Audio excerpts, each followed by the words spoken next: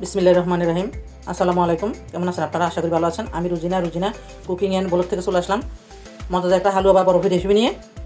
আমার রেসিপিতে থাকবে সুজি গাজর দিয়ে হালুয়া বা বরফি, যেটা দেখতে হয় অনেক লোভনীয় আর খেতে হয় অনেক বেশি মজাদার ও সুস্বাদু। যে কোনো অনুষ্ঠানে, অতিথি আপ্যায়নে অথবা সহবারাতে আপনি তৈরি করে নিতে পারেন খুব সহজে এই বরফি অথবা হালুয়াটা। একদমই সহজ। কথা না বাড়িয়ে মূল রেসিপি দেখে নিই। স্কিপ না করে পুরোটা রেসিপি দেখবেন। আশা করব এই হালুয়া বা বরফি রেসিপিটা আপনাদের কাছে অনেক ভালো লাগবে।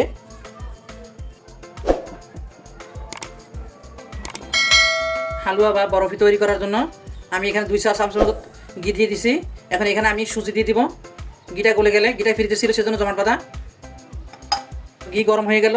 এখানে আমি 3 টেবিল চামচের মতো সুজি নিয়ে নিছি। 3 টেবিল চামচ থেকে একটু কম আছে সামান্য, 3 টেবিল চামচ ধরলাম, তো দিয়ে দিলাম। হালকা আছে, একদম লো আছে ভেজে নিব আমি প্রায় 5 মিনিটের মতো। সুজিটাকে এভাবে ঘিয়ের ভিতরে ভেজে দেওয়ার চেষ্টা করবেন, তাহলে দেখবেন যে ফ্লেভারটা অনেক সুন্দর হবে আর খেতে কিন্তু অনেক অনেক বেশি মজা হবে হালুয়াটা। গাজর এবং সুজির এই হালুয়া বা বরফি খেতে কিন্তু অসম্ভব মজার হয়। একবার হলো ঘরে ট্রাই করে দেখবেন। তো যেই মুহূর্তে দেখবেন যে কালারটা চেঞ্জ হয়ে গেছে আর সুন্দর একটা সুগারান বের হচ্ছে, তো ওই মুহূর্তে কিন্তু সুজিগুলোকে চুলা থেকে নামিয়ে ফেলতে হবে। তো দেখুন এর ভিতরে কালারটাও চেঞ্জ হয়ে গেছে 5 মিনিট বেজে নেওয়ার পরে, আর সুন্দর একটা সুগারান বের হয়েছে। তো আমি এখন এই মুহূর্তে এটাকে তুলে ফেলবো চুলা থেকে। তো তুলে একটা বাটিতে নিয়ে নিব। তো দেখুন আমি সুজিগুলোকে একটা বাটিতে নিয়ে নিছি। আর এটা ধোয়ার কোনো প্রয়োজন নেই, কারণ এখানে তো আমি আবার গাজর দিয়ে দিব এখন। তো এখন আবার চুলায় বসে দিলাম প্যানটাকে। এখন গাজর এখানে দিয়ে দিব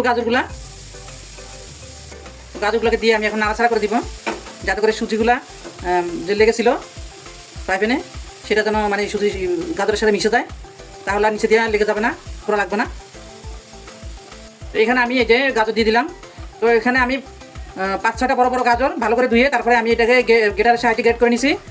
ছোটো যে অংশটা সেটা দিয়ে আমি গ্রেট করছি একটু চিকন চিকন করার জন্য, আর মোটাটা দিয়ে করলে একটু মোটা হয়, তো সেটাও দিয়েও করা যায়। তো আমি চিকনটা দিয়ে করে নিলাম, যেহেতু আমি এটা হালুয়া বানাবো সেজন্য।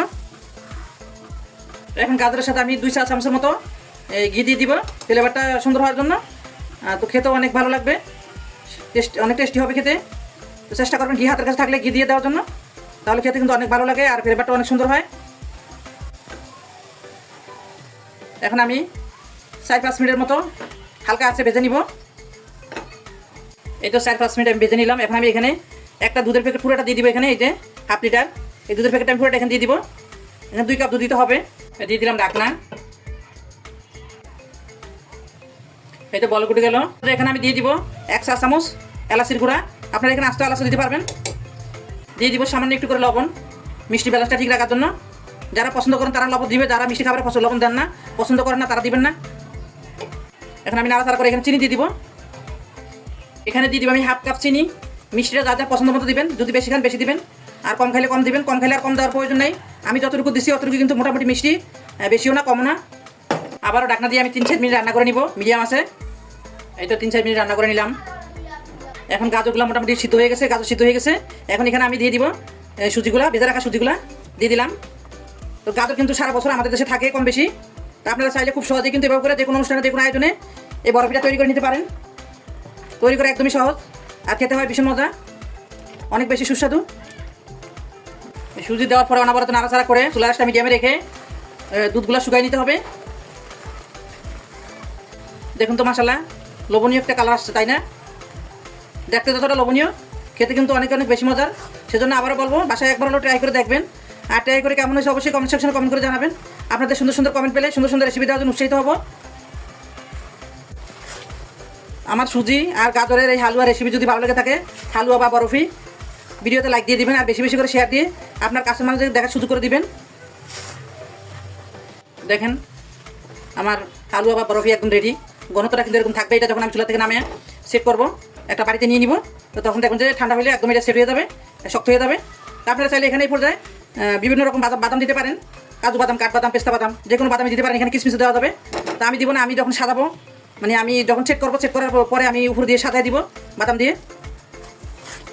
তো আমি এটাকে এখন চুলা থেকে নামাই একটু হালকা ঠান্ডা করবো কয়েক মিনিট। তো করার পর আমি একটা বাটিতে নিয়ে নিব সেট করার জন্য।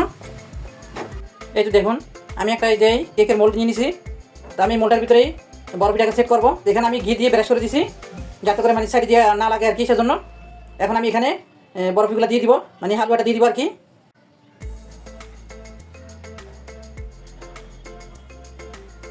যারা সময় দিয়ে রেসিপিটা দেখলেন তাদেরকে অসংখ্য ধন্যবাদ। আর যে সকল আপনারা ইতিমধ্যে আমার চ্যানেলকে সাবস্ক্রাইব করেছেন তাদেরকে অসংখ্য ধন্যবাদ। আর যারা এখনও করেনি প্লিজ আপনাদের কাছে রিকোয়েস্ট রইল আমার চ্যানেলকে সাবস্ক্রাইব করার জন্য। তো রেসিপিটি এই পর্যন্তই, দেখা হবে নতুন কোনো রেসিপি নিয়ে পরবর্তী ভিডিওতে। সেই পর্যন্ত সবাই সুস্থ থাকবেন, ভালো থাকবেন। আল্লাহ হাফেজ, আসসালামু আলাইকুম। উপর দিয়ে সাজানোর জন্য দিয়ে দিব কিছু বাদাম কুচি। এখানে 3 রকম বাদাম নিয়ে নিছি আমি, কাজু বাদাম, কাঠবাদাম, পেস্তা বাদাম কুচি করে কেটে নিছি। তো দেখুন হালুয়া বা বরফিটা আমি পুরোপুরি ঠান্ডা করে নিছি। এখন আমি একটা প্লেটে ট্রান্সফার করে নিব।